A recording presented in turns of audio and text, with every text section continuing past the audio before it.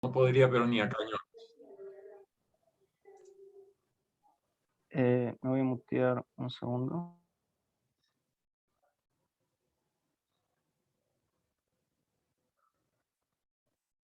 Me voy a desmutear un segundo.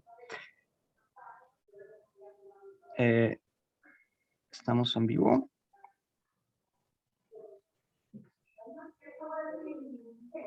Ya estamos en vivo. Arranco. ¿Qué tal? ¿Cómo estamos? Hoy, escribir en el aire va a tener una dinámica un poco distinta. Normalmente tenemos algunas personas acá en sala quienes vienen a conversar, pero dada la diferencia horaria, estamos grabando ahora que son las 11 de la mañana. Nos acompaña Vicente Luis Mora. ¿Cómo estás, Vicente? ¿Qué tal? Qué bueno poder reunirnos, poder juntarnos. Antes de ceder la palabra, que al final la vas a tener tú, yo quería hacer algunos comentarios. Encantado, Mauricio.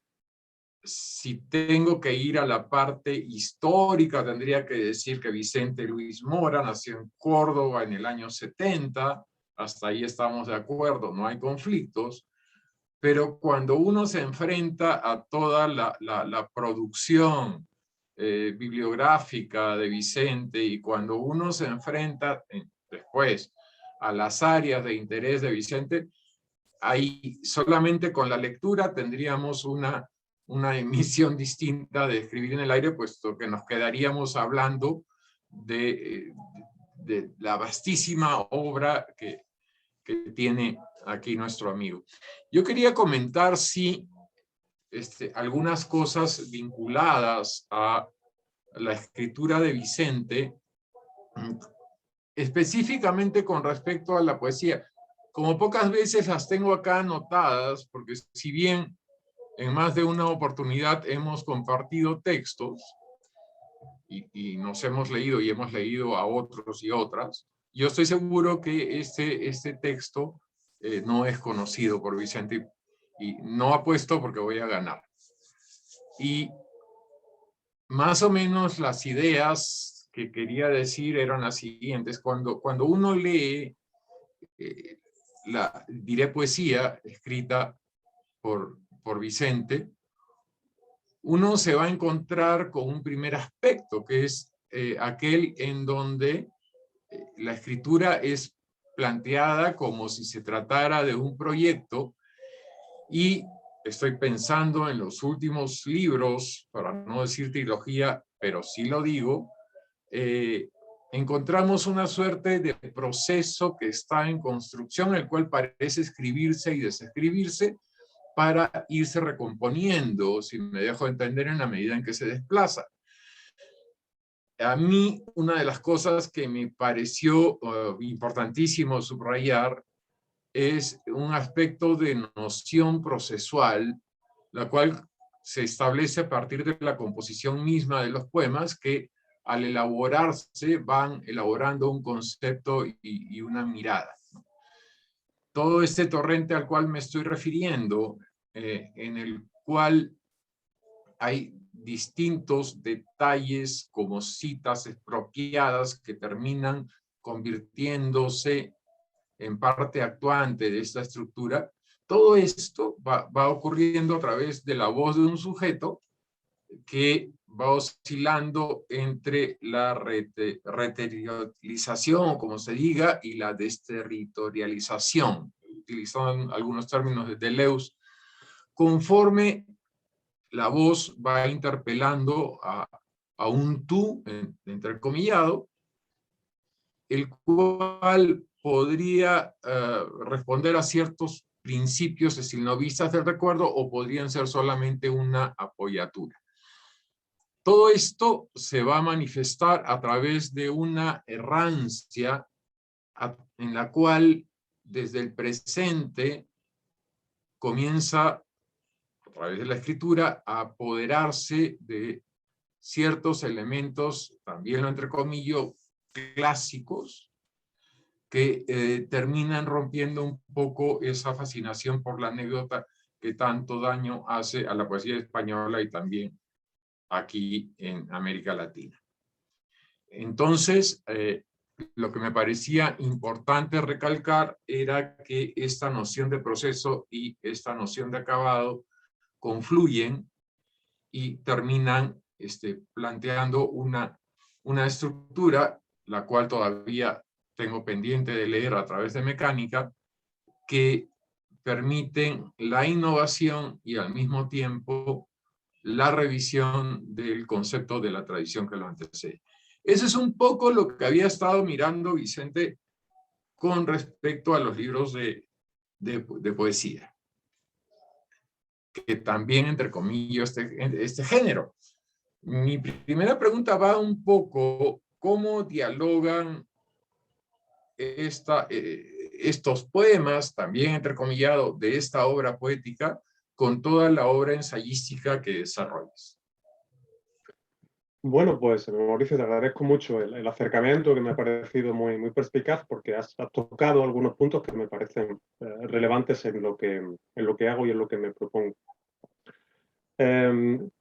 Es obvio que cuando se tiene un trabajo, digamos, creativo, como narrador y como poeta, y luego también un trabajo ensayístico y académico, a veces surgen chispas de ese roce.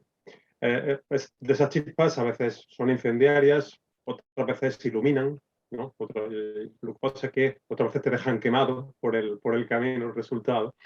Pero creo que es bueno el trabajo, digamos, de corte teórico, te acaba ayudando en la parte de la poesía, desde varios puntos de vista. Primero, y más fundamental, el hecho de leer obligatoria y sistemáticamente, para empezar, te evita los plagios innecesarios, o sea, perdón, los plagios involuntarios, que son los más tristes de todos, ¿no? Cuando estás repitiendo lo que otros han hecho, ni siquiera sabías que estaba hecho. Punto número uno. En segundo lugar, te ponen a tu disposición una especie de batería, una especie de panoplia de instrumentos, de posibilidades constructivas, estilísticas, de imaginarios, metafóricas, de recursos, discursivas, etcétera, que son riquísimas, porque es como, salvando un poco las distancias, pero utilizando un símil que me parece feraz, es como, bueno, pues un buen chef, un gran cocinero que tiene a su disposición solamente harina y agua, y otro que tiene pues todos los productos marítimos, terrestres, frutales y hortícolas que pueden existir, ¿no? Evidentemente la cocina del segundo va a ser evidentemente más rica y sobre todo más alimenticia y más nutritiva. Entonces, lo que es fundamental es el conocimiento del repertorio de imaginarios. No solamente ya de las herramientas, de los tropos, de las figuras literarias de la tradición, no. Es el acceso a las grandes voces de la poesía o de la narrativa mundial y a las herramientas para leerlos convenientemente, tanto desde el punto de vista histórico como desde el punto de vista analítico o filológico o crítico, como lo queramos entender.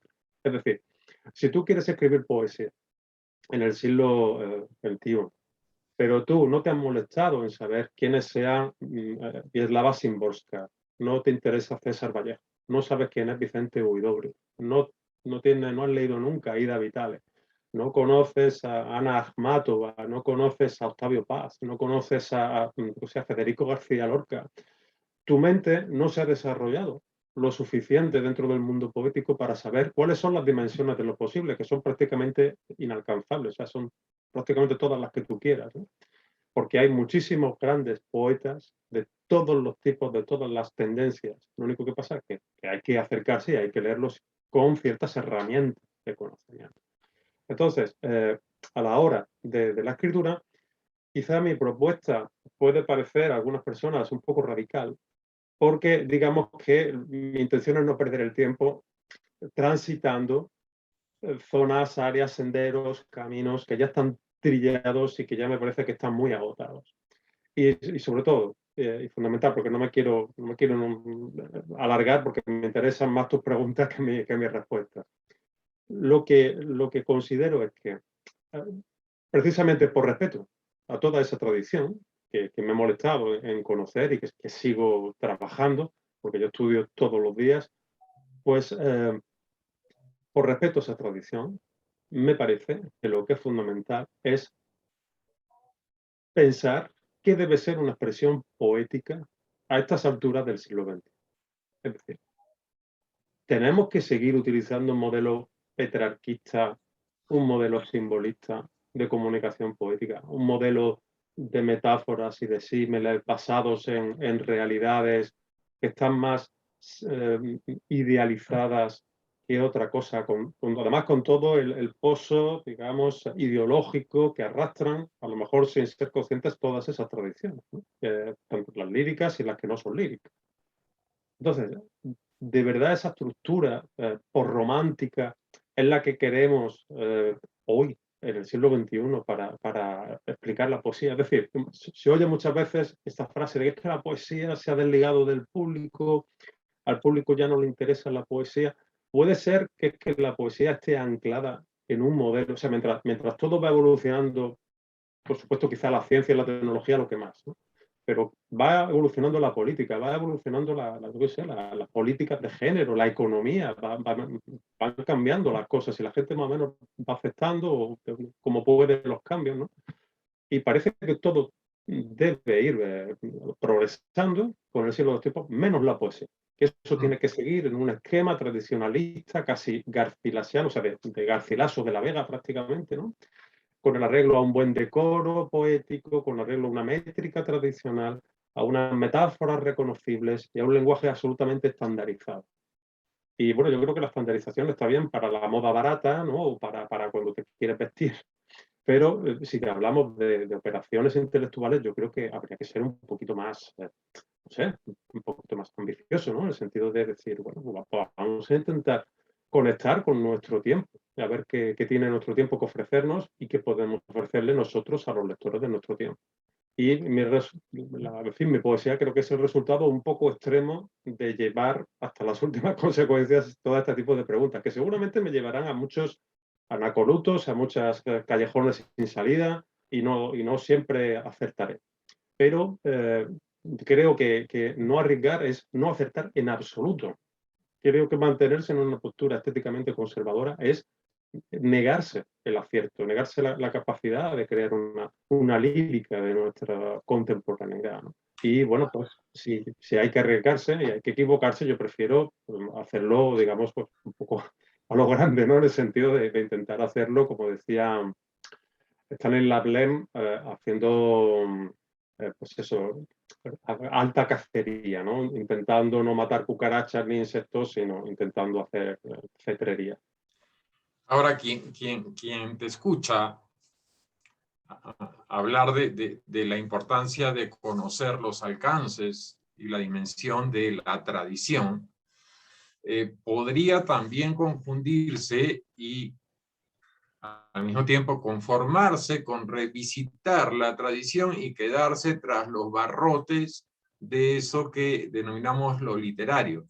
Sin embargo, una de las características que yo veo dentro de lo que planteas en este último proceso es salirse, o mejor dicho, vincular esa tradición literaria, esa tradición de lo literario, con elementos que inicialmente estuvieron fuera de ella y que incluso podían ser asumidos como antagónicos. Y ese aspecto me interesa, el tema de la vinculación de lo literario con otras áreas del conocimiento y otras áreas del saber, ¿no? Que pues, está muy presente.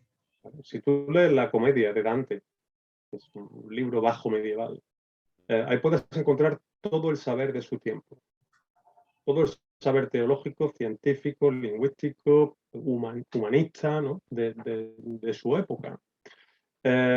Yo creo que ese es un buen modelo. O sea, si vamos a tener en cuenta la tradición, vamos a elegir qué tradiciones, ¿no? elegimos, ¿no? Porque tú puedes elegir una tradición minúscula, puedes decir, no, yo es que voy a seguir la tradición del Antonio Machado más sentimental en la etapa a partir de Soledad de Galerías y otros poemas, bueno, yo me quedo ahí. Bien, pues me parece respetable, ¿no? Entonces, creo que cada uno debe elegir dentro de ese inmensísimo caudal de tradiciones disponibles, por fortuna, que tenemos muchas, pues puede elegir. Vamos a pensar lo que hace Anne Carson, la poeta canadiense. Ella es profesora de griego, profesora de latín y de literatura griegas y latinas. Está todo el día metida en la tradición, o sea, en el meollo de la tradición grecolatina que funda la civilización occidental.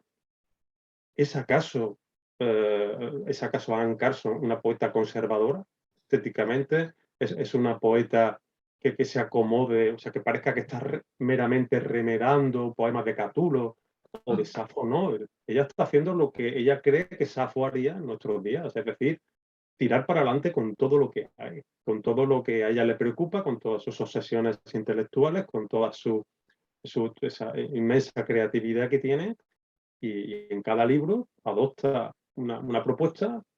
Algunas de ellas pueden ser discutibles, o sea, en el sentido de que se pueden discutir, de que a lo mejor algunas te hacen más gracia que otras, o crees que toca más suelo que otras, pero la cuestión es que a mí Anne Carson me parece una poeta absolutamente sustancial, una poeta central de nuestro tiempo, ¿no?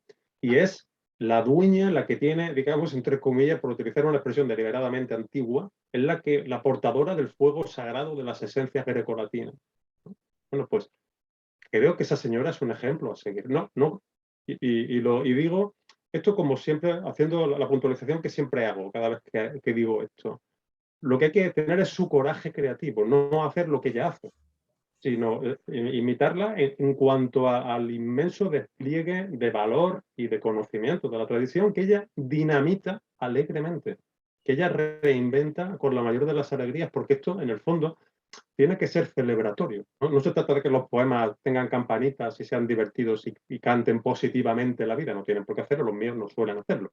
Pero me refiero, el gesto creativo debe ser celebratorio, debe ser fundante, debe ser nutricio, debe ser alguna especie de fiesta de la inteligencia. No digo una fiesta de una rave de estas una rave de estas de música electrónica, que a lo mejor puntualmente puede ser. Me refiero a una festividad de la inteligencia, una celebración.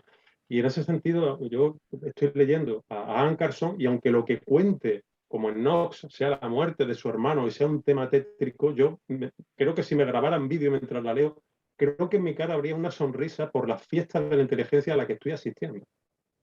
Y creo que eso es necesario, ese pulso, ¿no?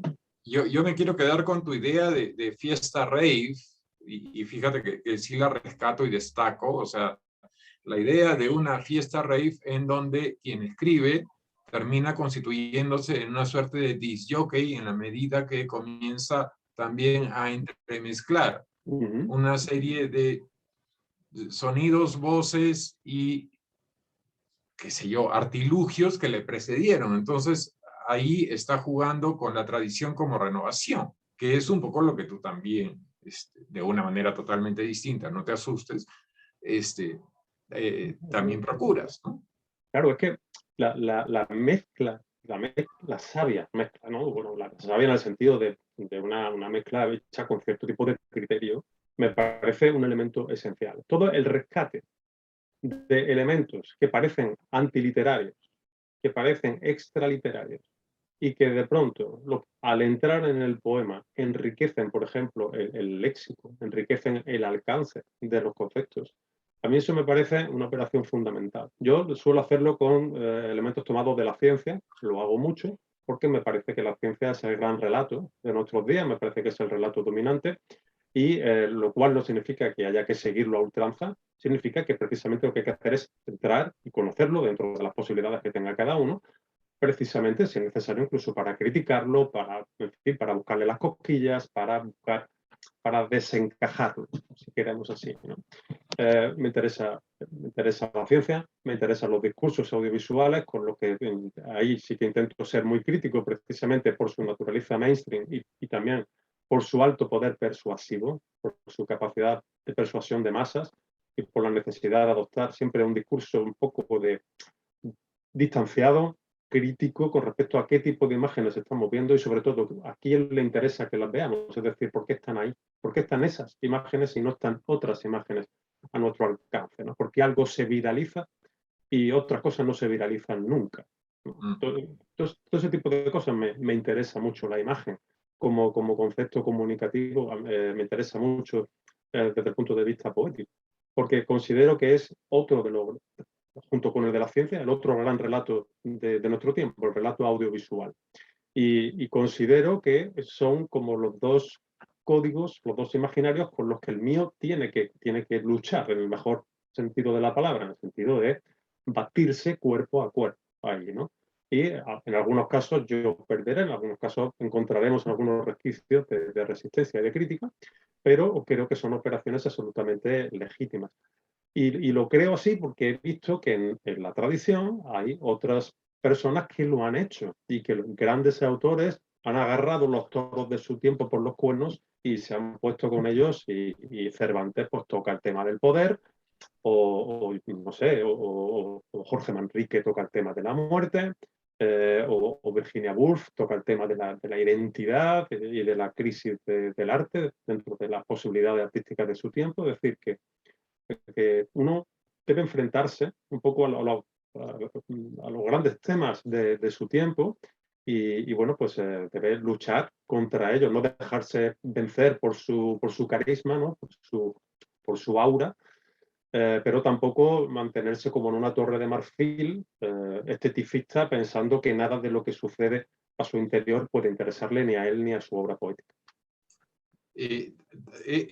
Todo esto que está señalando, todo esto que estamos conversando de revisitar la tradición, podría terminar ocasionando, y ya con esto me voy a ir a otro punto que me interesaba que conversáramos, podría atentar contra esa idea de la normalidad en la poesía, dentro de esa poesía normal. Evidentemente te estoy citando. Yo sé perfectamente que no estás dentro de el ámbito, dentro de ese ámbito de una poesía normal.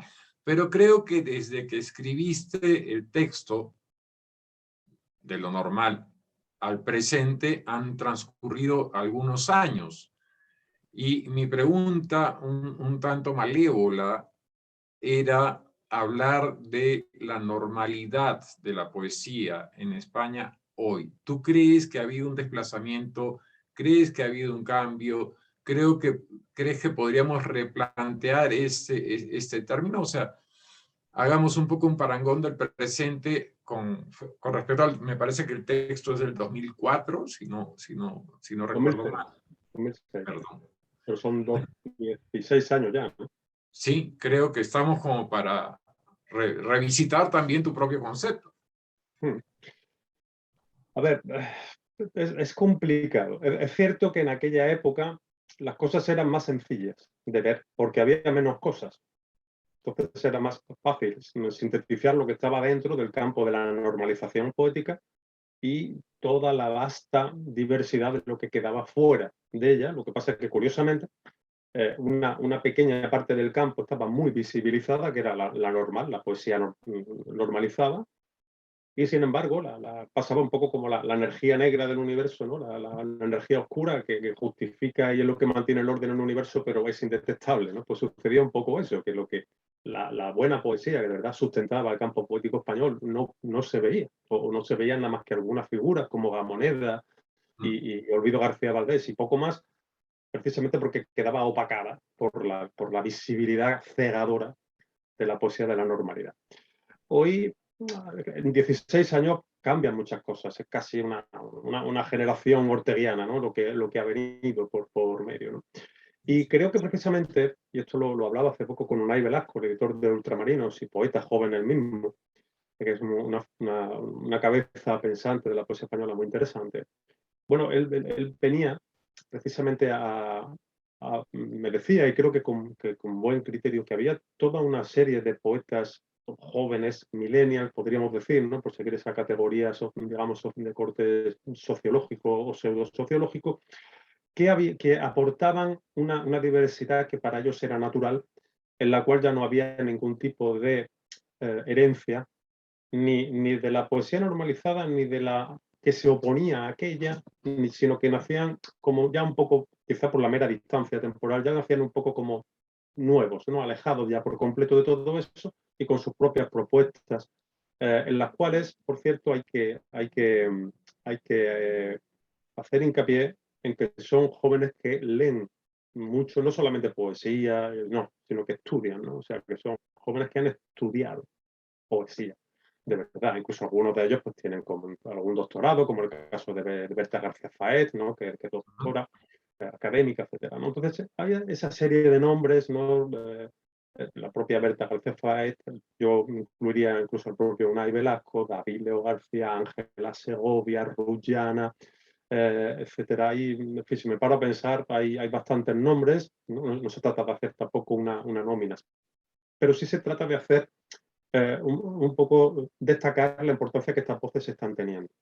Porque son voces que han llegado, que además han llegado, ¿no?, fuertes, han venido también, y han tenido la suerte, algunos de ellos, de ganar el Premio Nacional de Poesía Joven, que les ha dado bastante visibilidad.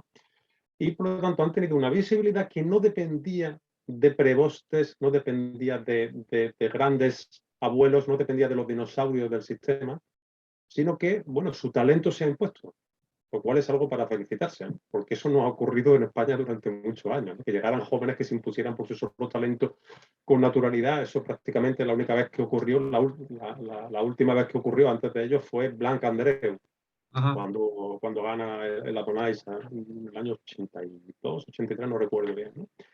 Entonces, esto, digamos, creo que ha cambiado el campo por una parte. Por otra parte, el campo ha cambiado porque ha aparecido el hecho tecnológico, que también ha operado una redistribución del cambio literario, como ni siquiera los más proclives a percibir la potencia de los cambios, como yo, por ejemplo, que tempranamente dije que esto iba a producir consecuencias, pero a mí me ha sorprendido algunas de las consecuencias, porque algunas de ellas no las esperaba, ¿no? Todo esto de la poesía pop-tardo adolescente, de la poesía esta de Instagram que ha aparecido, yo esto no lo vi venir en esos términos. Yo pensé que eso iba a ser ocupado por los poetas normales para encontrar un nuevo espacio de publicación y de reverberación. Pero me he encontrado con todo un mundo de poesía amateur que antes estaba simplemente, bueno, visibilizada en sus casas o en grupos de amigos, para que ahora de pronto ha tenido un boom que yo no reconozco, que no lo vi venir, por lo menos no en ese grado. Y luego también otro factor que creo que ha desestabilizado bastante el campo es la desaparición de una serie de editoriales o la parada técnica de algunas editoriales por culpa de la crisis económica de 2007, 2008, ¿no?, que hizo que cerraran o que se vinieran abajo varias editoriales, digamos, de gama media de la poesía española, que estaban sustentando la mayor parte de la creación alternativa, valiosa, etc., ¿no? Entonces, de pronto nos hemos encontrado con que había 2 o 3 editoriales que sobrevivían, en las cuales había, o sea, que serían Visor, Hiperión y Pretextos. En Visor había muy poco espacio para poesía de calidad, había alguno, pero muy poco comparado con el volumen general. En Pretextos y en Hiperión sí que había más margen, pero la crisis también redujo el número de salidas, el número de publicaciones nuevas, y las nuevas editoriales que han salido con mucha, ¿cómo se dice?, con gran energía por parte de sus impulsores, porque por fin, con poco dinero y con mucha ilusión, digámoslo así, pues claro, sí tenían criterio, tenían muchas ganas, pero se encontraban con que es muy difícil llegar a todas las librerías de España, incluso a las que ofrecen poesía.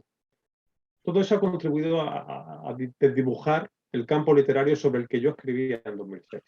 Entonces, claro, no es que no se puede extrapolar hoy sin más eso. En términos, por ejemplo, institucionales, ¿continúa viva la poesía de la normalidad? Claro que sí. Y ocupa algunos de esos estamentos institucionales a día de hoy, ¿no? O sea, que eso por supuesto que sí. Me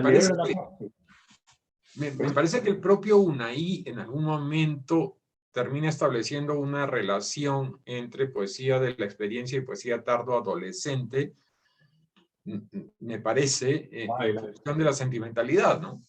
Sí, claro, es que es la sentimentalidad absolutamente desnuda de cualquier otra cosa. O sea, la poesía de la normalidad todavía tenía pues, una cierta formación, tenía unos conocimientos retóricos, tenía unos, bueno, eran profesores de universidad, bastantes de ellos, quiero decir, que eran personas que tenían un conocimiento filológico del mundo poético.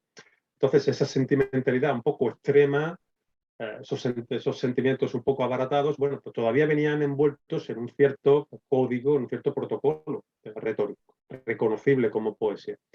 Lo que ocurre es que ya, esta que llega ahora, ya se queda solo con los sentimentaloides, con la verdad desnudamente expuesta, que es, yo creo que es la escala de la comunicación debe ser el grado cero, ¿no? Debe ser, o sea, me siento así, te lo digo. Eso es como lo básico, ¿no? Lo que los niños que lloran le comunican a sus madres. Mamá, me duele, ¿dónde está papá? Echo de menos a papá. Bueno, pues si quitas papá y echo de menos a mi pareja no está, estoy aquí en la cama, sola o solo llorando, etcétera. Pero es un discurso bastante infantil, en realidad, ¿no? El del niño con una carencia afectiva. Entonces, el problema es que ahora ya incluso comparecen ya absolutamente ahitos, absolutamente huecos, vacíos de cualquier contenido retórico reconocible como poético. Es decir, es pura expresividad sentimental confundible con un desahogo, que es un puro desahogo. Lo que ocurre es que esos discursos tan simples pues tienen éxito. ¿Por qué? Porque los simples se entienden muy bien. Y lo que pasa es que tiene éxito en cierto tipo de público que también carece de los presupuestos lectores y de los presupuestos retóricos para identificar no ya tanto qué es poesía o qué no, que eso es un debate en el que a mí no me gusta entrar, a mí los debates esencialistas no me interesan mucho, sino qué merece la pena y qué no, y por qué. O sea, ¿por qué aquí hay un poema de algún poeta instagramero de estos y hay un poema de, yo qué sé, de quien queramos, de Blanca Varela o de quien pongamos? ¿Por qué el de Blanca Varela es mejor? ¿Por qué es necesario leerla y analizarla y comentarla, por ejemplo, en una clase de colegio, en un instituto? ¿Y por qué el de una poeta de Instagram no? No hay que hacer. Ese es el problema. Es un problema de falta de criterio.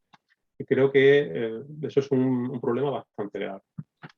Ahí es el tema de la visibilización del discurso. O sea, yo creo, no sé si estarás de acuerdo, en que hoy con todos los nombres que más o menos has señalado, con otros que yo podría agregar, estoy pensando, y se me viene inmediatamente el de Carlos Bueno Vera, que me parece que está yendo por otros caminos, creo que ya no podríamos hablar de una normalidad como estatuto, ¿sí?, dentro de las diversas escrituras, las diversas poesías, en plural diré, españolas, agregaré española, corregiré, pero la iluminación termina enfocándose dentro de eso que queda de lo normal. O sea, esos resabios de normalidad terminan siendo los visibilizados y el resto, no sé en qué categoría podría estar. Claro. La normalización perceptiva que yo describía en singularidades, esa se ha desaparecido prácticamente, en el sentido de tienes que escribir un poema así si tú quieres llegar a algo en el mundo poético. O sea, todos tus poemas tienen que responder a este esquema, ¿no? que describí allí casi agotadoramente en mi ensayo, ¿no? Esa parte ha desaparecido, porque si algo tiene la poesía normalizadora es una increíble astucia para la supervivencia y para la pervivencia en los modelos en los lugares de privilegio. Entonces ellos se dieron cuenta que abriendo un poco la mano con respecto a la perspectiva, es decir, que otras cosas también podían estar bien, se podían aceptar como poéticas, ¿no? Se daban cuenta de que abrirse por ahí les podía ayudarse a ellos a mantenerse en lo que a ellos les importaba, que era la visibilidad y el estatuto privilegiado, que es lo que en el fondo siempre han perseguido, ¿no? Es decir, adquirir ese estatus de famoso de tercera clase que puede llegar a ser un poeta, y sobre todo en España, ¿no? que debe ser la forma, el grado más ínfimo de celebridad que se puede adquirir en España, ¿no? Poeta famoso, que eso en España pues no hay en YouTube.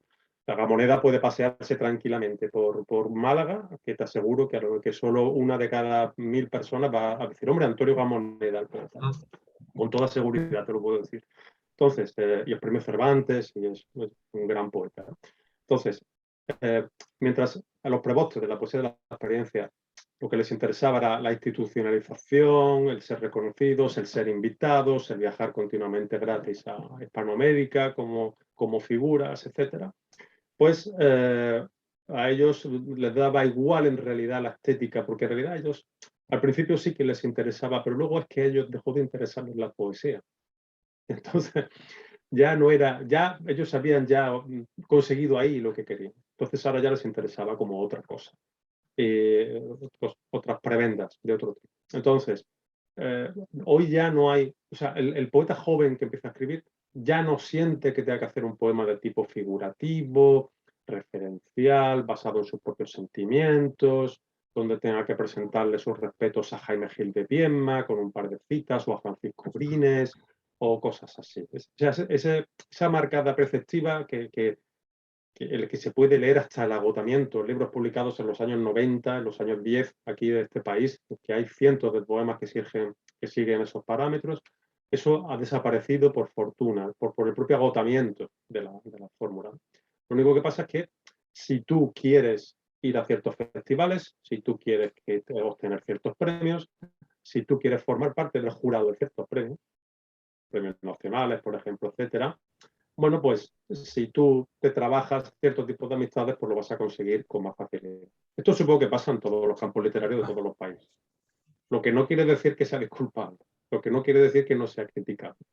Lo que pasa es que en España, pues, es como, bueno, pues es una especie de corralito literario que ya va teniendo casi 30 años de duración. Es algo realmente llamativo. Y más, creo, incluso. O más.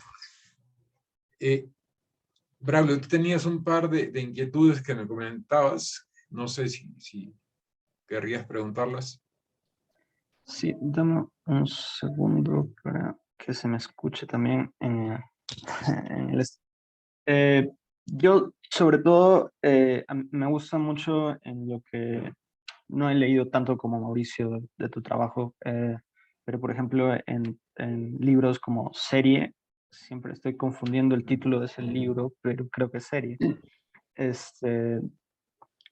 Me gusta mucho el balance que se llega a tener entre el desarrollo del concepto y cierto registro que podría ser, no sé si decir teórico, pero por ahí ensayístico, perdón el ruido de fondo, y el hecho de que no deje de ser una unidad textual que alguien podría determinar como poema, ¿no?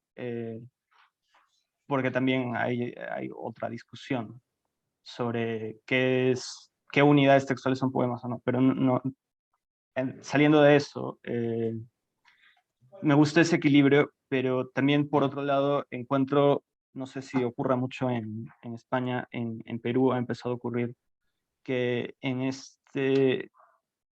propuestas que buscan ese mismo equilibrio terminan siendo absorbidas por el lado teórico, por el lado ensayístico y terminan volviéndose bien secas y que hasta cierto punto no ganan nada del hecho de estar en verso, ¿no? No son realmente unidades textuales que beban de ambas fuentes, sino que terminan siendo textos académicos o papers en verso y no ganan mucho de eso. Entonces, quería hacer un poco la pregunta sobre ese equilibrio, sobre cómo mantener el concepto a raya frente al oído o a la cuestión más estética, dado que estamos, o al inicio estaban hablando de textos que salen de fronteras y se meten a otras esferas de la actividad humana, ¿no? Sí, a ver, es un equilibrio complicado. O sea, soy muy consciente de que camino siempre sobre una delgada línea roja en la que introducir, como he dicho antes, elementos antipoéticos y extrapoéticos efectivamente puede producir una explosión en la cual lo que salga por la ventana es la parte poemática. del asunto. Soy perfectamente consciente de ese riesgo. No obstante, prefiero correrlo a no correrlo. Por varios motivos. Algunos los he explicado antes, pero sobre todo porque es una cuestión natural en mí. Es decir, yo cada vez que toco un género literario es para ver de qué forma se pueden huir de él. En el sentido de que mi narrativa, hay personas que la ven como a veces pues como también pues, como experimental, otros según qué parte me dicen que es como a veces poética, otros me dicen que es demasiado científica, otros me dicen, en fin, hay todo tipo de opiniones cuya diversidad precisamente refuerza mi idea de que lo estoy haciendo bien en el sentido de que estoy intentando forzar los límites y buscar una especie de hibridez semántica y a veces formal que, bueno, que desencaje la forma del poema. Es obvio que al hacerlo hay personas, sobre todo, pues, bueno, digamos, las más apegadas a un tradicionalismo más ortodoxo, que pueden decir, bueno, es que esto ya no es poesía. Y a lo mejor tienen razón. Y a lo mejor tienen razón, pero tampoco me preocupa demasiado. Porque para mí son formas de textualidad expresiva. Si no es poesía ya, pues será otra cosa. Pero a mí en realidad me da un poco igual. Incluso te confieso que hay algunos textos que a veces yo mismo dudo de a dónde enviarlos. O sea, ¿bajo qué etiqueta presentárselos a un editor? Dentro de poco sale un librito en una editorial nueva, se llama Mixtura, que se va a llamar Teoría. Es un libro de teoría, pero son aforismos. Entonces va a salir en una colección de aforismos. Pero a lo mejor podía haberla enviado a un editor de ensayo y a lo mejor me lo hubiera publicado ahí. Y a lo mejor a un editor de poesía un poco loco se lo mando y a lo mejor también lo publica como poesía. ¿Qué es ese libro? Bueno, pues ese libro pues, es lo que dice el libro. A mí no me preocupa en realidad. A mí el editor que lo va a publicar, Jesús Aguado, pues esa editorial tiene varias líneas y él la hemos encuadrado en la colección de aforismos, pero podría estar en otra colección. Quiero decir que no es un tema que me preocupe demasiado. Si mi poesía no es muy poética, me da igual. Si mi narrativa no es muy novelesca, también me da igual. Yo lo que hago es escritura, un poco en la órbita francesa de la escritura, ¿no? Yo hago discurso, yo expreso ideas, que a veces esas ideas son un poco teóricas para lo que la poesía tradicional, bueno, pues con mala suerte, pero que yo no voy a cambiar mi forma de escribir por el hecho de ajustarme a lo que un previsible lector medio va a pensar que es lo poético. Yo voy a hacer lo que yo entiendo que tengo que hacer corriendo todos los riesgos y sé que corro riesgos y que seguramente pues también cometo equivocaciones. El problema finalmente es de quien está encargado de la venta de libros, ¿no? O sea, y cómo ubicarlo en los anaqueles. Algo que siempre me preguntan a mí, y me hago cargo de la pregunta porque se trata de un aspecto que los dos más o menos manejamos, es el tema del diálogo entre España y América Latina. Normalmente suelo decir, antes ya lo dijo Miguel Casado, que en España no importa mucho lo que esté pasando en América Latina o lo que esté pasando fuera de España, a nivel poético y dentro de lo poético a nivel de esa normalidad poética, no importa. Pero ¿tú crees que ese diálogo ha variado? ¿Crees que con el transcurso del tiempo podemos comenzar a regurgitar entre españoles y latinoamericanos? ¿Cómo ves la situación? A ver, yo quiero pensar que precisamente una de las mejores cosas que nos ha traído la tecnología ha sido reducir esa distancia. Y no solo en un sentido meramente comunicativo, sino lo digo de verdad, digo en un sentido intelectual. Es decir, yo siempre he tenido mucho interés por la literatura hispanoamericana, vengo de ahí, siempre cuando me preguntan, de dónde nace mi obra, tanto poética como narrativa. Siempre digo los mismos nombres, siempre digo Huidobro, Borges, Octavio Paz. Es como mi columna vertebral como poeta. Y luego otros poetas españoles, pero sobre todo estos tres poetas latinoamericanos, bueno, centroamericanos en el caso de Paz, pues digamos que me reventaron la cabeza en el momento justo para hacerlo, y vengo de ellos. Lo cual no quiere decir que mi poesía sea ni huidobrana, ni paciana, ni borgiana. Pero bueno, ya sabéis a lo que me refiero. Cuando llega a Internet y cuando empieza primero el mundo de los blogs y luego el mundo de las redes sociales, para mí es un auténtico descubrimiento poder ponerme en contacto directo con personas a las que había leído el libro, como por ejemplo Cristina Rivera Garza o algunas otras personas a las que yo incluso estudiaba, ¿no? Y sobre las que escribía como estudioso. De pronto te encuentras con la oportunidad de seguir lo que hacen, de poder interactuar, de poder saber en tiempo real qué es lo que están publicando. Recuerdo que ha habido algunos narradores argentinos, que yo soy muy fan fan fatal, o sea, fan en el sentido de sacar los pompones y animar en medio del estadio de la narrativa argentina contemporánea. Y bueno, pues tener la suerte de que aparezca un libro en Argentina, enviarle un mensaje privado al autor y tener el PDF del libro en el momento. Quiero decir que ser un lector absolutamente coetáneo de un libro que está saliendo a 10 o 15.000 kilómetros de mi lugar de residencia y que a veces yo leo antes que sus propios paisanos de ciudad, ¿no? Entonces, eso es una riqueza, eso es una oportunidad. El hecho que tú comentabas antes, Mauricio, de que tú y yo hayamos compartido originales, nos hayamos enviado cosas, es que eso es un enriquecimiento que en otras épocas costaba muchos meses y costaba también bastante dinero y costaba muchos libros perdidos por el camino, etcétera, ¿no? Y creo que ese enriquecimiento se está produciendo. Creo que ahora, cuando, por ejemplo, los que tenemos redes sociales, hay personas con las que estamos interactuando que ya no sabemos si son españoles o hispanoamericanos. Que a mí me pasa con algunas personas que yo me hago mi composición de lugar, de que por el nombre a lo mejor, de que yo que sé, que son chilenos y no, lo que pasa es que son españoles que están en Chile o a lo mejor son chilenos pero están aquí en un barrio de Málaga a medio kilómetro de donde yo vivo, ¿no? Y bueno, los apellidos a veces digamos que despistan mucho.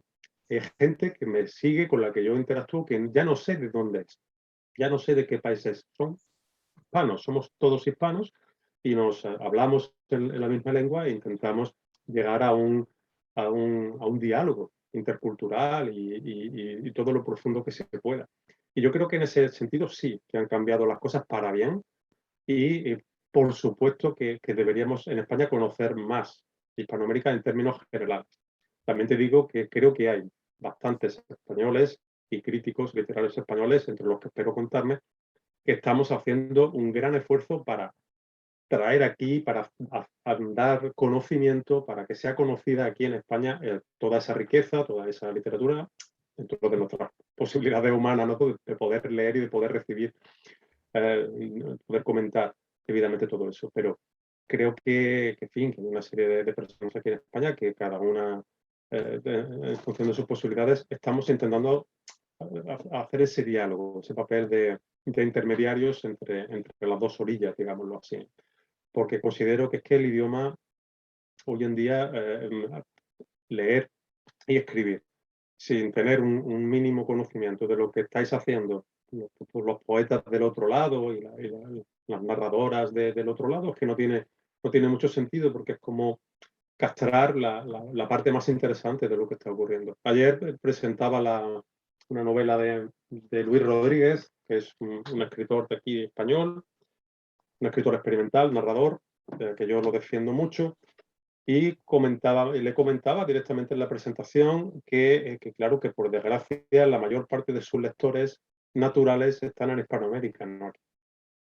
Porque en Ahora, Hispanoamérica se puede entender mejor lo que él está haciendo, que hay otra cultura literaria de lo que es en Latinoamérica se entiende que narrar es en parte experimentar en fin, intentar ir un poquito más allá, ¿no? En España, salvo excepciones, se cree que narrar es imitar lo que los modelos heredados de Galdós y compañía.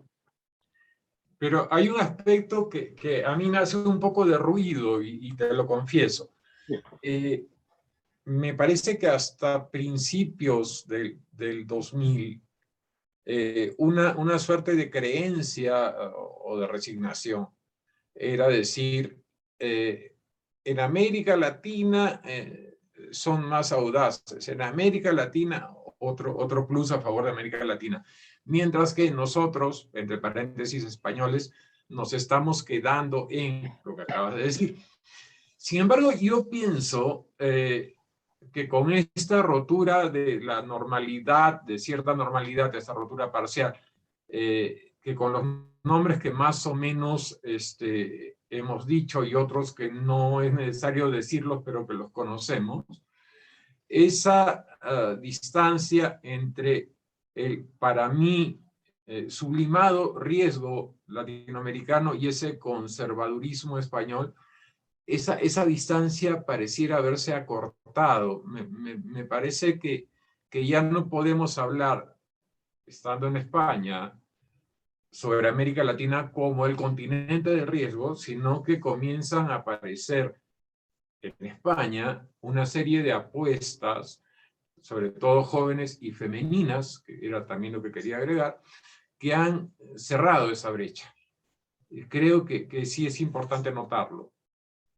Lo he hecho antes cuando hablaba precisamente de todos esos nombres jóvenes y precisamente esto es como la esperanza que veo, ¿no? La parte esperanzada de eso es eso que estás diciendo. Igual que en narrativa encontramos en España otros nombres también, la mayoría de las veces femeninos, como Cristina Morales, como Aisha de la Cruz, como Sara Mesa, etcétera, que también están propiciando un interesante cambio en la narrativa similar al que estas jóvenes poetas están haciendo en la poesía. Eso es verdad, pero sobre todo las poetas, pese a tener cierta visibilidad y tener, bueno, pues son personas conocidas, los nombres que he citado, pues todavía no tienen lo que llamaríamos una visibilidad institucional, más allá del concreto hecho del Premio Nacional, que han obtenido, creo que Ángela Segovia también, pero está muy sesgado por el hecho de la edad máxima, porque ese premio se concede a menores de 35. Entonces, claro, es que no hay tantos. Entonces es bastante fácil que cuando hay una persona con talento destaque muchísimo en un sector poblacional tan concreto. Entonces, puede decir, no, hombre, pero ¿cómo que no tienen reconocimiento institucional si son premios nacionales? Bueno, son premios nacionales de menores de 35 años. No son premios nacionales como el Premio Nacional de Poesía. ¿Sabes? En ese caso sí que estaríamos hablando de un alcance mayor, ¿no? Es porque estarían compitiendo con poetas de cualquier edad, lo que no sucede con este premio en concreto. Entonces, si aparcamos este premio, que es un poco, puede funcionar un poco como espejismo, ¿no? y arrojar una luz extraña, en realidad, si te paras a pensar, Berta publica en La Bella Varsovia, Ángela publica en La Uña Rota, Unai, bueno, publica poco para empezar, ¿no? Pero publicado en Esto no es Berlín, si no recuerdo mal. David Leo publica en Ultramarino, la editorial de Unai. Quiero decir que luego su visibilidad editorial no es todavía, o sea, no han llegado a las editoriales más conocidas. Seguramente, a lo mejor, tampoco tienen interés, que esto sería un tema curioso para preguntárselo a ella, ¿no? Pero la cuestión es que su visibilidad institucional todavía es muy reducida. Entonces yo creo que todavía no ha llegado el momento en que tengan la suficiente influencia como para que de verdad nosotros podamos pensar que el campo literario poético español es un campo innovador, arriesgado y abierto, como lo puede ser el hispanoamericano, donde autores de todas las edades, desde hace muchísimas décadas, entienden que la audacia, el riesgo, la experimentación y la búsqueda son las señas de identidad naturales de lo literario. Entonces, aquí en España hay nombres que prometen, que nos hacen concebir esperanzas de que pueda llegar a producirse un cambio, pero para mí ese cambio no se ha producido. Si pensamos en esos otros nombres que tú no has querido mencionar, pero si pensamos en nombres como Ángel Cerviño, como Julio César Quesada Galán, como Mario Martín Gijón, etcétera, por decir algunos de los que han pasado ya creo por aquí, pues esos nombres no están, por desgracia, en primera línea de la poesía española contemporánea, ni mucho menos, por desgracia. Entonces, ojalá estos que son más jóvenes, digamos, tengan una pujanza, una visibilidad que les ha sido negada o incluso nos ha sido negada a otras voces que sí hemos arriesgado, que sí hemos intentado hacer otra cosa, porque eso no casa para nada con el modelo institucional normalizador que, como te digo, sigue siendo muy válido. Cuando decía antes que la preceptiva había desaparecido, la preceptiva de la poesía de la normalidad, acabo de darme cuenta que hay que hacer una excepción. Lo vanguardista, lo experimental y todo eso sigue siendo proscrito y prohibido. Puede haber algunas cositas. Se te puede permitir que tengas un toque, por ejemplo, surrealista, por ejemplo, no sé, Mario García Obrero, un jovencísimo poeta que ha sido premio Loewe a la joven creación, porque eso ya tiene 100 años. Entonces, quiero decir que es una práctica ya, el surrealismo es una práctica aceptada, que bueno, está ahí codificado y tiene su... saben dónde colocarlo. El problema es cuando hay prácticas poéticas que no saben dónde colocarlas, porque la etiqueta no existe, porque son prácticas de riesgo, son nuevas. Entonces, esas están prohibidas. Si tú quieres imitar una cosa antigua, y ya el surrealismo ya viene siendo un poco antiguo, vale, eso se te tolera. Pero tú no puedes inventar nada. Eso no se puede hacer en literatura. En literatura no existe nada nuevo bajo el sol. Y esa perspectiva sí que sigue existiendo a rajatabla en la España contemporánea. Mientras que eso no existe en América Latina, al menos como dogma. Habrá habrá autores y que lo piensen, los críticos que lo piensen, pero serán más bien excepcionales. En España justo al revés. Los excepcionales son los que no piensan de esa manera. Sí, solamente aclarar, oye, no es que no haya querido decir los nombres, lo que pasa es que después piensan que vienen acá a hacer prebendas y comienzan las críticas. Pero evidentemente los nombres son los que son, Mauricio. Quiero decir que es que los sistemas poéticos nacionales son muy pequeños y entonces, o sea, hay más nombres. Antes he citado a Olvido García Valdés, he citado a Concha García, hay mucha poesía entre medias que ha sido silenciada en este país, ¿no? El otro día Manuel Rico recordaba a Diego Jesús Jiménez, a Aníbal Núñez, etcétera. Es que hay una tradición del silenciamiento brutal en este país, precisamente de aquellas voces que no terminan de casar con esa norma tradicionalista, esteticista, elegíaca, figurativa, reconocible, que es la que siempre se prefiere aquí en este país, tanto en narrativa como en poesía. Ahora, hay una cosa que me parece curiosa, ya no te quiero quitar tanto tiempo, pero sí quería destacarla. Existen en algunas regiones de América Latina algunos autores que en sus países no han tenido una acogida, una resonancia tal como merecían sus propuestas, pero que de pronto por la labor de editoriales independientes españolas la consiguen. Estoy pensando específicamente, ya que nombres decimos, por ejemplo, la propuesta de Sebastián Bianchi, que salió con Liliputienses, me parece que comienza a adquirir cierta relevancia. O sea, estoy pensando en voces insulares de esta región, ya oscurecidas, incluso algunos peruanos no muy leídos, como Santiago Vera, como Manuel Fernández, que gracias a la labor editorial independiente que se puede realizar casi de forma clandestina y faquírica por allá, logran esa resonancia, pero sin el amparo de una legitimidad institucional. También observo eso, cosa que no pasa al revés. Sí. Creo que el circuito no da para tanto. Claro, no, el problema de los circuitos, esto lo explica muy bien Gustavo Guerrero, que es gran conocedor de los circuitos editoriales latinoamericanos, europeos, españoles, etcétera. Gustavo considera que uno de los grandes problemas es esa compartimentación salvaje, que es muy difícil de quebrar por motivos aduaneros, por motivos fiscales, por motivos incluso logísticos, porque es que por lo poco que yo conozco Perú, es muy difícil llegar a todo el territorio del Perú con una distribución de libros con esa geografía accidentadísima que tienen ustedes, ¿no? Y si eso ocurre en el Perú, pues ya, si hablamos en términos continentales, pues es la logística. Yo cuando hablo con mis editores y me dicen, les pregunto si mis libros se están repartiendo en Hispanoamérica o no, me dicen, Vicente, es que tú no sabes la complejidad que tiene eso. Y ahora ya con el COVID ya ni te cuento, ¿no? Con esa cierre de fronteras que ha habido por tierra, por mar y por aire, ¿no? Pues todavía es más complicado eso. Pero efectivamente hace falta gente valiente como José María Cumbreño, el liliputienses, que dice, no, es que mi apuesta personal es romper esa compartimentación, es intentar encontrar espacios de diálogo y evidentemente no vamos a poder hablar si no hay texto. O sea, el papel de los editores y es clave, ¿no? O sea, que hay editores abiertos de mente como él, que digan, no, que yo quiero, no es que quiera, digamos, publicar a algún hispanoamericano, es que prácticamente solo voy a publicar a personas de América Latina cuya poética diversas me parezcan de interés, ¿no? O sea, yo creo que hay que ponerle un monumento a José María por el trabajo que está haciendo, a veces solo, literalmente, ¿no? En fin, con muy poco apoyo. Y sobre todo lo que más duele es ver la cantidad de dinero que se dedica en España desde las instituciones a apoyar otras cosas editoriales que tienen infinito menos valor que eso.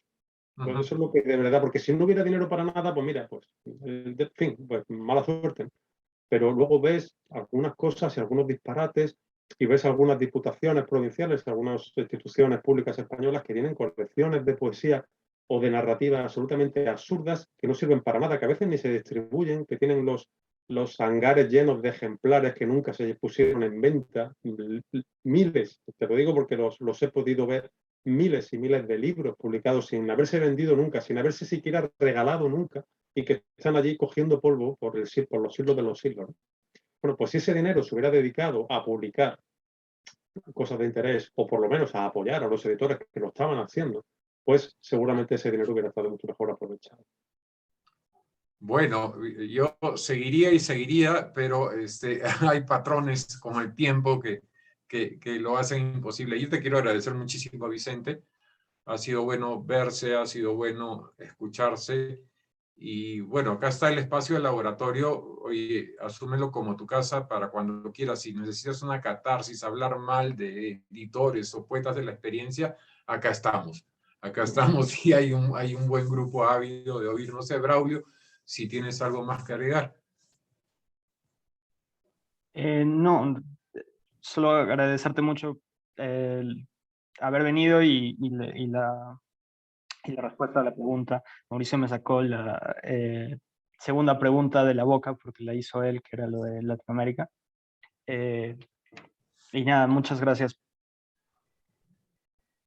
Pues nada, muchísimas gracias de verdad, Mauricio y Braulio, por la oportunidad, por la conversación, porque es una pena que las actuales circunstancias, pues eso, nos impidan tener esta conversación presencial con mucho más tiempo, con cafés y con un almuerzo, con un ceviche, antes o después en fin, para tenerla como es debido. Pero en fin, esperemos que en breve se solucione toda esta cosa de la pandemia y podamos retomar el contacto personal, que tecnológico está bien, pero el personal es mucho más rico.